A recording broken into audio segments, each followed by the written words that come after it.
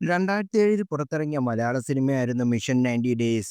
Major Ravi സംവിധാനം ചെയ്ത ചിത്രത്തിൽ മുഖ്യ കഥാപാത്രം ചെയ്തത് നടൻ മമ്മൂട്ടിയായിരുന്നു.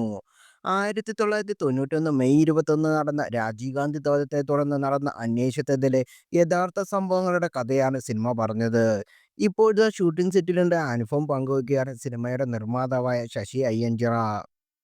ഷൂട്ടിംഗ് തീരാൻ ദിവസങ്ങൾ മാത്രം ശേഷിക്കെ മമ്മൂട്ടിയും മേജർ രവിയും തമ്മിൽ വഴക്കായെന്നും പിന്നീട് അത് പരിഹരിച്ച് എങ്ങനെയാണെന്നും ശശി മാസ്റ്റർ ബിന്നിന് നൽകിയ അഭിമുഖത്തിൽ വെളിപ്പെടുത്തി. ഞാൻ കണ്ടിട്ടുള്ളതിൽ വെച്ച് മലയാള സിനിമയിൽ ഏറ്റവും കറക്റ്റായിട്ടുള്ള ആൾ മമ്മൂക്കയാണ്. സമയത്ത് വരും, പക്കയാണ്.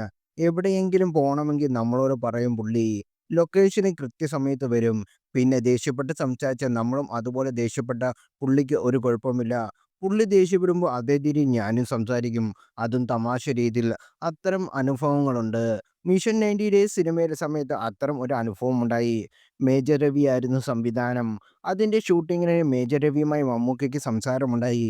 മമ്മൂക്കയ്ക്ക് അത്ര ബുദ്ധിമുട്ടുണ്ടാക്കി. അതോടെ അവർ തമ്മിൽ ഉടക്കായി. ആ സമയത്ത് ഞാനും എൻ്റെ അക്കൗണ്ടന്റും കൂടി കണക്ക് നോക്കുകയായിരുന്നു. വഴക്കിനിടയിൽ മമ്മൂക്ക പറഞ്ഞു, "ഞാൻ നിങ്ങളുടെ സിനിമയിൽ ഇനി അഭിനയിക്കില്ലെന്ന്."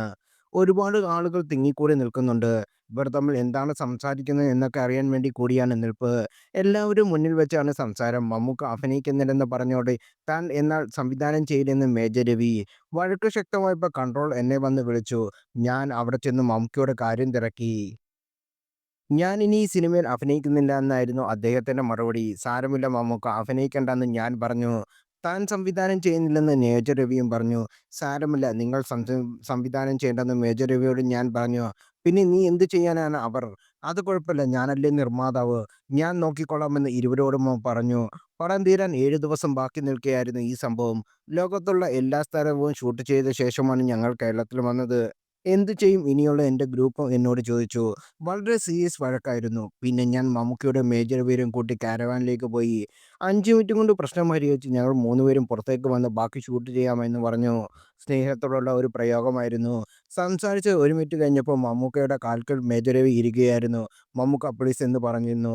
അതോടെ അവർ തമ്മിലുള്ള പ്രശ്നം കൂളായി പരിഹരിക്കപ്പെട്ടു.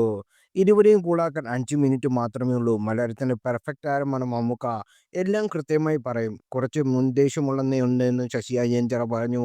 മിഷൻ ഡേയ്സ് 90 ഡേയ്സ് ശരാശരി പകരം മാത്രമേ തിയേറ്ററിൽ കാഴ്ചവെച്ചിരുന്നുള്ളൂ.